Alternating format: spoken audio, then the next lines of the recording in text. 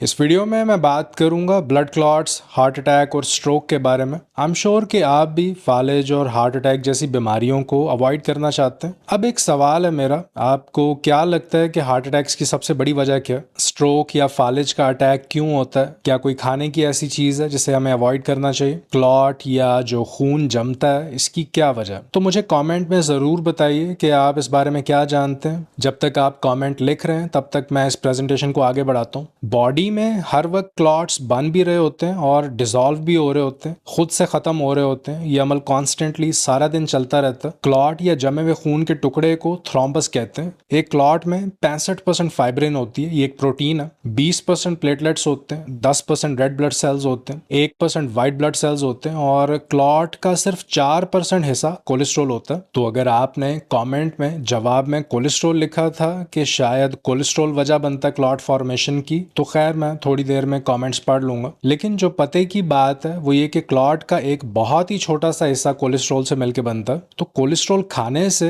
अंडे की जर्दी खाने से, फुल क्रीम डेयरी, देसी घी या मक्खन खाने से बॉडी में क्लॉट्स नहीं बनते। इसकी वजह से स्ट्रोक नहीं होता या हार्ट अटैक नहीं होता। असल वजह एक protein PAI-1 plasminogen activator inhibitor इसे कहते हैं। बॉडी के मुख्तलिफ टिश्यूज, लिवर और एंडोथीलियल सेल्स इसे बनाते हैं। आप इसे एक केमिकल कंपाउंड कह सकते हैं। इसका काम यह है कि ये बॉडी में उन एंजाइम्स के एक्शन को ब्लॉक कर देती है जो इन क्लॉट्स को डिसॉल्व करते हैं। मतलब ये एक एंजाइम इनहिबिटर है। एंजाइम्स को आप केमिकल्स समझ लें और ये अच्छे केमिकल्स हैं जो खून को जमने से रोकते हैं। PAI-1 इन केमिकल्स के फंक्शन को ब्लॉक कर देती है, इन्हें काम करने से रोकती है। जैसा कि मैंने पहले जिक्र किया कि क्लॉट्स बन भी रहे होते हैं और डिसॉल्व भी हो रहे होते हैं और ये एक नेचुरल फिनोमेना। बनने के बाद इनका डिसॉल्व होना भी जरूरी है। तो हमें इसे कम करना है बॉडी में, क्योंकि जब ये कंपाउंड बढ़ता है तो थ्रोम्बस बनने का रिस्क भी बढ़ जाता है, क्लॉट बनने का खतरा बढ़ जाता है। आई एम श्योर कि आप समझ गए होंगे। तो असल में ये एक एंजाइम इनहिबिटर है। अब वो कौन सी चीजें हैं जो इस केमिकल को ट्रिगर करती हैं, आपका ये जानना भी जरूरी है ताकि आप इन्हें अवॉइड कर सकें। वो कौन से हार्मोन्स हैं, कौन सी खाने की चीजें हैं जिन्हें अवॉइड करके आप अपने स्ट्रोक के रिस्क को कम कर सकते हैं। तो एक लिस्ट मैंने बनाई है इन ट्रिगर्स की।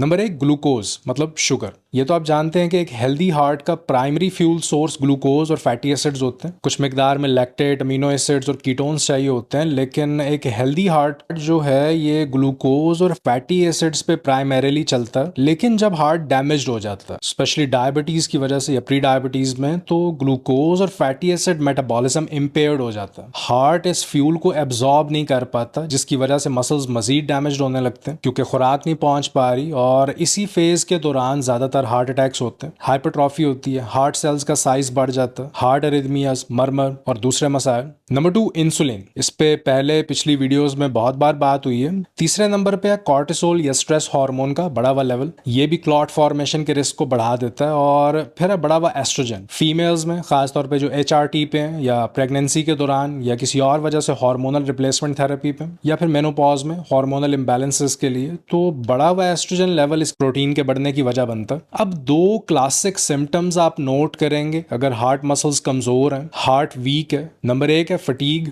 और number 2 specially fatigue with exercise. Heart muscles कमजोर होने से आप अपनी कैपेसिटी लूज कर देते हैं एक्सरसाइज करने की। एक्सरसाइज टॉलरेंस कम हो जाती है, जल्दी एग्जॉस्टेड हो जाते हैं, एनर्जी खत्म हो जाती है। ये सबसे बड़ी निशानी है। अब डैमेज्ड हार्ट में चूंकि ग्लूकोज मेटाबॉलिज्म डिस्टर्ब्ड है, खुराक नहीं पहुंच पा रही, तो इसमें जो बेहतरीन फ्यूल इस वक्त आप इसे दे सकते हैं वो है कीटोन्स। कीटोन्स हेल्प करते हैं ऑक्सीजन सैचुरेशन को बढ़ाने में, इवन ये मसल हाइपरट्रॉफी को रोकते हैं। तो हार्ट फंक्शन को नॉर्मल करने के लिए जो मोस्ट एफिशिएंट फ्यूल सोर्स है वो है कीटोन्स, और ये बनते हैं कीटोसिस स्टेट में। तो मैं हाईली रिकमेंड करता हूँ कीटो डाइट अगर किसी को हार्ट का मसला है, क्योंकि कीटो स्टेट में हार्ट डैमेज रुक जाता है, बल्कि इसके ऑपोजिट होता है। इंसुलिन रेजिस्टेंस सही होने से सेल्स तक खुराक सही से पहुंच पाती, ब्लड सप्लाई बेहतर होने से ऑक्सीजन सैचुरेशन बढ़ती है मसल्स में। अगर आप कीटो डाइट पे हैं तो अपना एक्सपीरियंस कमेंट सेक्शन में जरूर लिखिए। आज की वीडियो के लिए इतना ही। मैं आपसे मिलता हूँ अगली वीडियो में। अपना ख्याल रखिए। अल्लाह हाफिज।